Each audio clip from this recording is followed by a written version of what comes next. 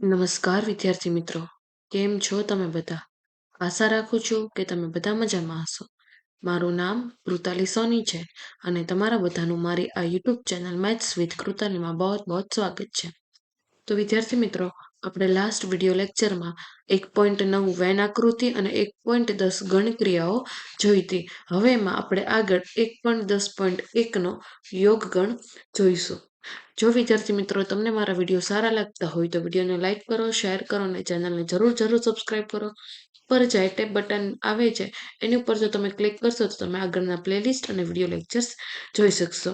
તો આજે આપણે ચાલુ કરીએ 1.10.1 યોગ ગણ. તો જોઈએ સૌથી પહેલા તો કે યોગ ગણ એ શું છે. તો ધારો કે એ અને બી કોઈક ગણ છે. એ અને બી નો યોગ ગણ એટલે કે એના તમામ ઘટકો તથા બીના તમામ ઘટકો તથા તેમના સામાન્ય ઘટકોને ફક્ત એક વખત લેવાથી બનતો ગણ યોગ ગણ દર્શાવવા માટે સંકેત આવો યુ જેવાનો ઉપયોગ થાય છે. સાંકેતિક રીતે આપણે એ તથા બીના યોગગણ માટે એ યોગગણ બી લખીશું.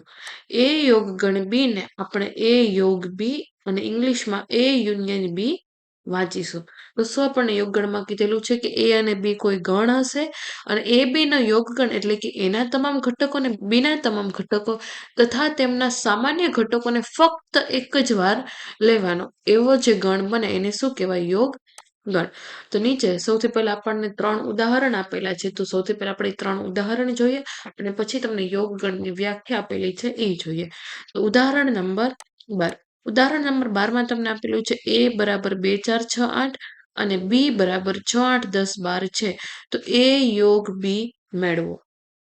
હવે એ યોગ બી એટલે કે શું? તો સૌથી પહેલા તો આપણે એના તમામ ઘટકો લખશું. એ એટલે એમાં તમને શું આપેલું છે? 2 4 6 8. યોગ એમના બી માં તમને શું આપેલું છે? 6 8 10 12. હવે એના તમામ ઘટકો લખવાના અને બીના પણ તમામ ઘટકો પણ છે જેના સામાન્ય ઘટકો હોય એ આપણે એક જ વાર લખીશું. તો સૌથી પહેલા તો આપણે એના તમામ ઘટકો લખીએ. તો 2 4 6 8.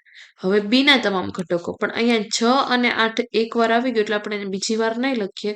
તો બીજીમાં આવશે 10 અને 12. તો આ થઈ ગયો તમારો એ યોગ બી. આ તમારો થઈ ગયો જવાબ. બરાબર. તો આ થયું ઉદાહરણ નંબર 12. નેક્સ્ટ આપણે ઉદાહરણ નંબર 13 જોઈએ કે એ બરાબર એ ઈ આઈ ઓ યુ અને બી બરાબર એ આઈ યુ છે. બતાવો કે એ યોગ બી બરાબર એ થશે. તો હવે આપણે આવું સાબિત કરવાનું છે કે એ યોગ બી બરાબર એ. તો સૌથી પહેલા તો એ યોગ બી માં આપણે જોઈએ એ યોગ બી બરાબર. તો હવે હું આવી રીતના ડાયરેક્ટ લખી દઉં તો આશા રાખું છું કે તમને એવું સમજાશે. તો સૌથી પહેલા તો એના તમામ ઘટકો. તો એના તમામ ઘટકો લખીએ એ ઈ આઈ ઓ યુ. હવે બીના ઘટકો. હવે અહીંયા એ આવે. હવે બીના ઘટકોમાં સૌથી પહેલા અહીંયા એ છે. તો એ તો અહીંયા આગળ આવી ગયો એટલે આ ઘટક નહીં લખ્યા. અહીંયા આઈ છે તો આઈ પણ આવી ગયો એટલે આ પણ ઘટક નહીં. અહીંયા યુ છે તો યુ પણ આવી ગયો એટલે આ પણ ઘટક નહીં લખીએ. તો એ યોગ બી માં શું આવશે? એ ઈ આઈ ઓ યુ. હવે આપણે સાબિત શું કરવાનું છે કે એ યોગ બી બરાબર એ. તો શું આ એના ઘટકોમાં જેટલું આવેલું છે એ આયુ? તો આના બરાબર હું એ લખી શકું. તો આ થયો તમારો ઉદાહરણ નંબર 13. આગળ જોઈએ આપણે ઉદાહરણ નંબર 14. ઉદાહરણ નંબર 14 માં તમને આપેલું છે કે શાળાની હોકી ટીમમાં રમતા ધોરણ 11 ના વિદ્યાર્થીઓનો ગણ x બરાબર રામા, ગીતા અને અકબર છે. શાળાની હોકી ટીમમાં રમતા ધોરણ 11 ના વિદ્યાર્થીઓનો આ તમને એક x બરાબરનો એક ગણ આપેલો છે. બરાબર. આ હોકી ટીમના વિદ્યાર્થીઓ. હવે શાળાની ફૂટબોલ ટીમમાં રમતા ધોરણ 11 ના વિદ્યાર્થીઓનો ગણ y બરાબર ગીતા, ડેવિડ અને અશોક છે. હોકી ટીમના અને આ ફૂટબોલ ટીમના છે. તો x યોગ બી શોધો અને તેનું અર્થઘટન કરો. હવે x યોગ બી શોધવાનું આપણને કીધું છે. તો હવે આપણે ડાયરેક્ટ લખીએ. સૌથી પહેલા તો x ના તમામ ઘટકો લખીએ. તો x ના ઘટકોમાં શું છે? રામ, ગીતા અને અકબર. તો આપણે લખીએ રામ, ગીતા, અકબર. હવે y ના ઘટકોમાં અહીંયા ગીતા છે તો ગીતા આવી ગયો એટલે એ આપણે ગીતાને નહીં લખીએ ડેવિડ. તો આમાં ક્યાંય ડેવિડ ન થયું એટલે આપણે લખીશું ડેવિડ. પછી છે અશોક. તો અશોક પણ ક્યાંય નથી આવ્યું એટલા માટે આપણે લખીશું અશોક. તો આ આપણે એ યોગ બી શોધી લીધો.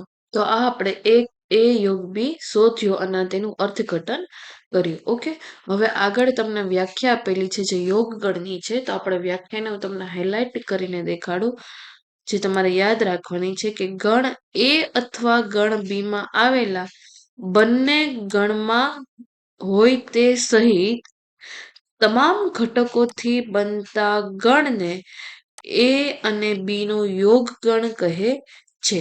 સંકેતમાં આપણે એ યોગ બી બરાબર એક્સ કે જ્યાં એક્સ બિલોંગ્સ ટુ એ અથવા એક્સ બિલોંગ ટુ બી લખીશું. તો આ થઈ તમારી યોગ ગણની વ્યાખ્યા. આગળ જોઈએ, આગળ શું આપેલું છે કે બંને ગણના યોગ ગણને આકૃતિ 1.4. તો આ રે આકૃતિ 1.4 માં દર્શાવ્યા પ્રમાણે વેન આકૃતિ દ્વારા રજૂ કરીશું. આકૃતિ 1.4 નો રંગીન કરેલ ભાગ એ યોગ બી દર્શાવે છે. આ આખો જે ભાગ છે આ આખો એ યોગ બી દર્શાવે છે. હવે તમને એક આકૃતિ આપે છે તો હું તમને થોડીક ઇન્ફોર્મેશન આપી દઉં કે આ જે આખો રહ્યો ને આની અંદર જે પણ કઈ ઘટકો હશે ને એ આખા એ ગણના હશે. પછી આ જે ગણ રહ્યો આની અંદર જે બધા ઘટકો હશે એ બધા બી ગણના ઘટકો હશે. પછી અહીંયા જે તમને વચ્ચે આપેલું છે અહીંયા જે ઘટકો હશે એ બંને વચ્ચેના સામાન્ય ઘટકો હશે. જેમ કે અહીંયા બંને વચ્ચે સામાન્ય ગીતા હતું, અહીંયા બંને વચ્ચે સામાન્ય ઘટકોમાં ગીતા આવશે. અને અહીંયા તો આ તો આખું સાર્વત્રિક ગણ છે. બરાબર, આગળ જેમ આવશે હું તમને વધારે શીખડાવીશ. આ તો અત્યારે થોડીક તમને માહિતી આપી દીધી. હવે આ યોગ ગણની વ્યાખ્યા થઈ ગઈ, થોડા ઉદાહરણ પણ લઈ લીધા. હવે આગળ આવે છે યોગ ક્રિયાના કેટલાક ગુણધર્મો કે જેના ગુણધર્મો છે. તો આપણે સૌથી પહેલો જોઈએ એ યોગ બી બરાબર બી યોગ એ. એને કહેવાય ક્રમનો નિયમ, કમ્યુટેટિવ લો. તમે જો ફોર એક્ઝામ્પલ તમે સરવાળાના બાદબાકીના નિયમો તો તમને ખબર હશે. તમે સરવાળાના નિયમ જેમ યાદ રાખી શકો એ વત્તા બી બરાબર બી વત્તા એ આપણે આવું લખતા હતા. તો હવે અહીંયા આપણે યોગમાં લખવાનું છે. તો આ થઈ ગયો તમારો પહેલો નિયમ એ યોગ બી બરાબર બી યોગ એ, ક્રમનો નિયમ. એને ઇંગ્લિશમાં કહેવાય કમ્યુટેટિવ લો. નેક્સ્ટ તમને બીજા નંબર આપેલું છે કે એ યોગ બી કૌંસમાં યોગ સી બરાબર એ યોગ, પછી કૌંસમાં આપેલું છે બી યોગ સી. બરાબર, સૌથી પહેલા આ બાજુનો કૌંસ લીધો પછી બી યોગ સી ને કૌંસમાં લીધા. તો એને કેવો કહેવાય? જૂથનો નિયમ, એસોસિએટિવ લો. જૂથનો નિયમ એને ઇંગ્લિશમાં કહેવાય એસોસિએટિવ લો. તો આને પણ તમે સરવાળાના નિયમ પ્રમાણે સમજી શકો કે એ વત્તા બી વત્તા સી કરો કે સૌથી પહેલા એને બહાર રાખીને બી વત્તા સી નો, સૌથી પહેલા આનો સરવાળો કરીને પછી આનો કરો કે સૌથી પહેલા આ બે નો કરીને પછી આનો કરો. બે વખતે જવાબ કેવો આવે? સરખો.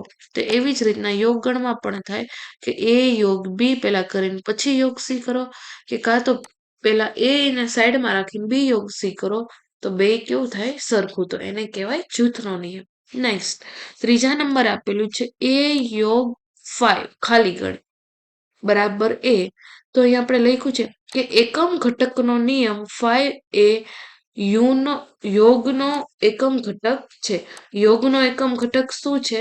5. આ તમારે થોડુંક યાદ રાખવા જેવું છે, તમને એમસીક્યુમાં આવી શકે છે કે 5 એ યોગનો એકમ ઘટક છે. તો આ તમે એક યાદ રાખજો. ઓકે, તો એને ઇંગ્લિશમાં શું કહેવાય? આઈડેન્ટિટી લો. હવે સરવાળાનો એકમ ઘટક શું છે? આશા રાખું છું કે તમને બધાને ખબર હશે. સરવાળાનો એકમ ઘટક છે 0. બરાબર, તો તમે આમાં એવી રીતના સમજી શકો કે એ વત્તા 0 બરાબર જવાબ શું આવે? એ જ આવે. તો આને તમે સરવાળાના નિયમ પ્રમાણે યાદ રાખી શકશો તો તમને વધારે અને ઇઝીલી થશે. નેક્સ્ટ આપણે ચોથા નંબરે જોઈએ કે એ યોગ એ બરાબર એ. ગણની સાથે જ યોગ ગણ કરો તો એ જવાબ પોતે જ આવવાનો છે. તે શું થયું? સ્વયંઘાતી નિયમ, આઇડેમ્પોટેન્ટ લો. ઓકે, નેક્સ્ટ જોઈએ સાર્વત્રિક ગણ યુ સાથે યોગ એ તો કરો તો શું જવાબ આવે? ઓલવેઝ સાર્વત્રિક ગણ. આપણે પહેલા જ કીધું સાર્વત્રિક ગણ સૌથી મોટામાં મોટો હોય તો એની સાથે કોઈ પણ ગણનો યોગ ગણ કરો તો સાર્વત્રિક ગણ પોતે આવે, તો એને કહેવાય યુનો નિયમ.